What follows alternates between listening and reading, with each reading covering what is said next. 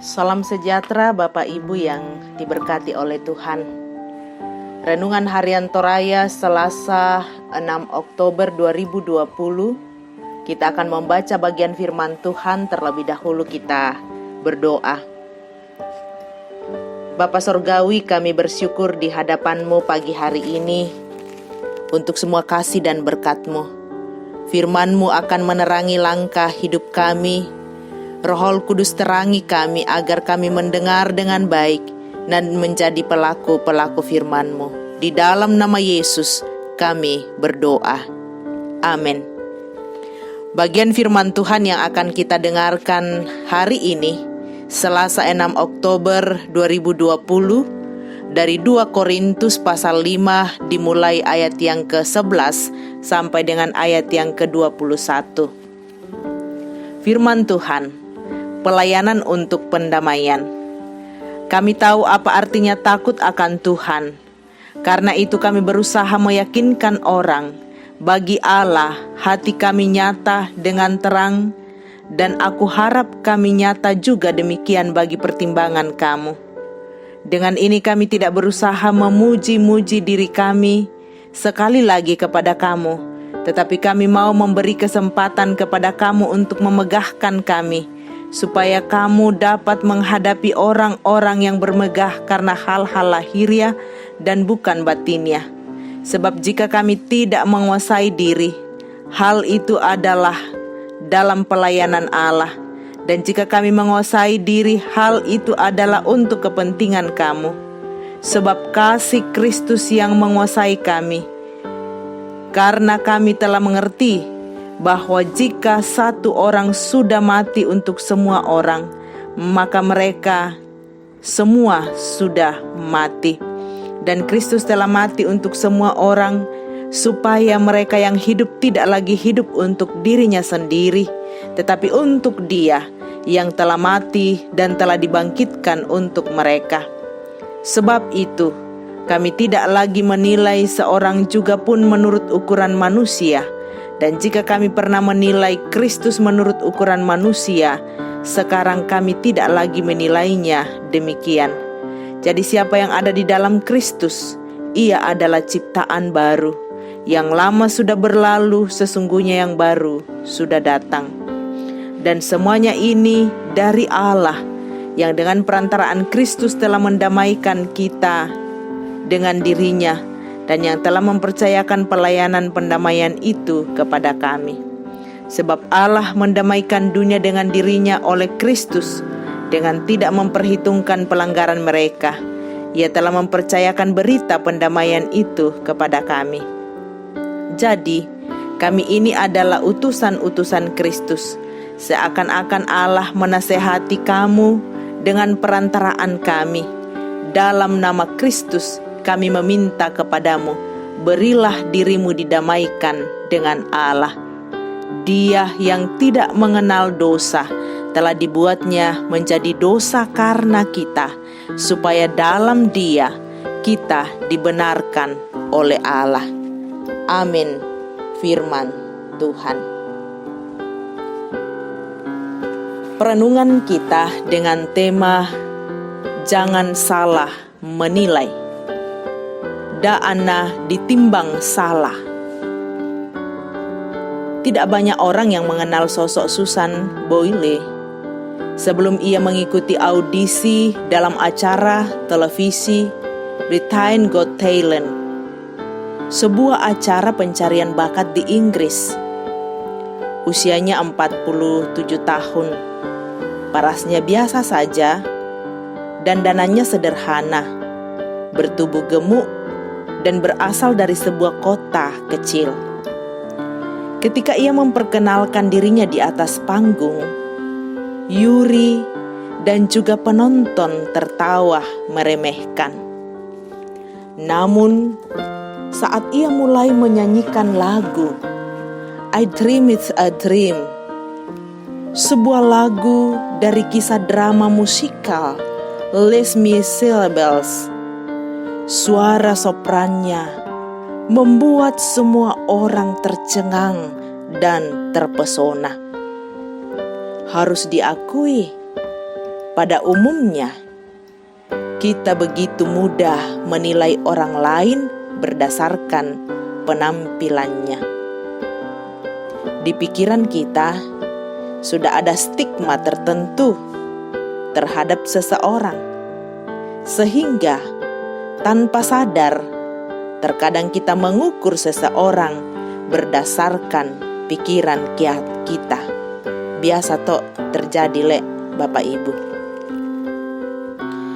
Dalam suratnya yang kedua kepada jemaat di Korintus, Paulus mengakui bahwa ia dahulu menilai Yesus berdasarkan ukuran manusia, sehingga ia membenci para pengikut Kristus.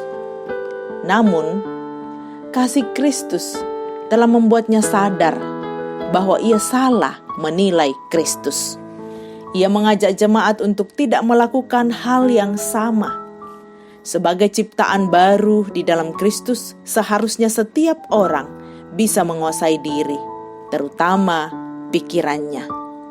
Paulus sadar betapa sulit bagi orang-orang untuk menerimanya sebagai utusan Kristus karena masa lalunya yang jahat. Namun, penilaian orang tidak membuatnya mundur dan menyerah dari pelayanan. Namun Paulus yakin bahwa kasih Allah di dalam Kristus telah mendamaikan hatinya. Allah tidak pernah memperhitungkan pelanggarannya. Pengalaman Paulus ini membuat kita belajar untuk tidak salah menilai orang yang kita jumpai. Salah menilai akan membuat kita meremehkannya. Padahal bisa jadi melalui dia Allah mau kita belajar banyak hal. Terpuji Tuhan. Amin. Mari kita bersama sehati berdoa. Betapa kami bersyukur di hadapan-Mu, Bapa Sorgawi, pagi ini. Bersama dengan seluruh warga jemaat Ramah, kami bersyukur disapa oleh kebenaran firman-Mu. Roh Kudus terangi kami, agar dalam menjalani kehidupan ini, kami sungguh diyakinkan, diingatkan oleh firman-Mu, betapa kami terkadang menilai seseorang dengan stigma tertentu, sehingga tanpa sadar kami mengukur seseorang berdasarkan pikiran kami. Ampuni kami Tuhan, kami mau belajar seperti Rasul Paulus. Bagaimana Paulus yakin bahwa kasih Allah di dalam Kristus telah mendamaikan hatinya. Allah tidak pernah memperhitungkan pelanggarannya dan mau belajar tidak salah lagi dalam menilai orang yang dijumpai. Roh Kudus terangi kami, agar dalam pandangan kami, dalam hikmat kami, mampu menilai seseorang dengan pikiran Kristus. Terpujilah Tuhan.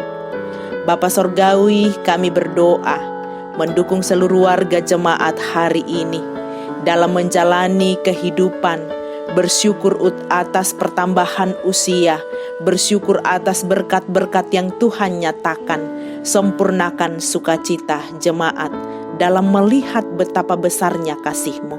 Kami berdoa bagi jemaat dalam mengangkat tanggung jawab pekerjaan sebagai karyawan-karyawati, pengusaha, pegawai negeri, apapun bentuk pekerjaan, TNI, Polri, tim dokter, petugas keamanan, petugas gugus COVID, relawan. Tuhan hadirlah memberkati agar dalam pelayanan hari ini dan dijumpakan oleh setiap orang, jemaat-Mu menjadi berkat bagi setiap orang. Terima kasih Bapa di sorga. Kami mohon berkat-Mu Tuhan untuk seluruh warga jemaat yang saat ini terus dalam perjuangan melawan sakit penyakit. Kami mohon berkat Tuhan untuk Ibu Yeti Yulius Yusuf yang saat ini masih sementara dirawat di Rumah Sakit Hermina. Bapak Herman Mangalo, Bapak Herman Santoso, Ibu CH Dengen, Ibu Agustina Patongloan, Ibu Dorce Tumombo, Nenek Boko, Bapak Insinyur Albertus Pongmasak, Bapak Yunus Mudin, Bapak TR Andi Lolo, Bapak Yusuf Rante, Bapak Oni Lakbu Awal, Ibu Marta Likubaso, Misael Osi, Randa Panggalo, Oma Keti, Oma Margareta Kobong, Bapak Karel Paranoan, Ibu Ludia Kandola, Bapak Yusuf Dengan, Ibu YS Banne, Naftali Minna, Hermin Bongga, Ibu Hermin Bongga, Ibu Yohana Bura, Ibu Anton Tiwa, Ibu Damaris Siri, Bapak Sugeng Prihatno, Ibu Rita Nathaniel Sampebua, Ibu Marta Bangalino, Ibu Baharudin Dendang, Ibu Magdalena, Bapak Yakob Buang, Bapak Yohanis MCP, Ibu Peter Tenna, Bapak Martin Patanda, Bapak Markus Ruru, dan yang tidak sempat kami sebutkan. Tuhan, kami mohon belas kasih-Mu, pulihkan dan sembuhkan orang-orang yang kami kasihi.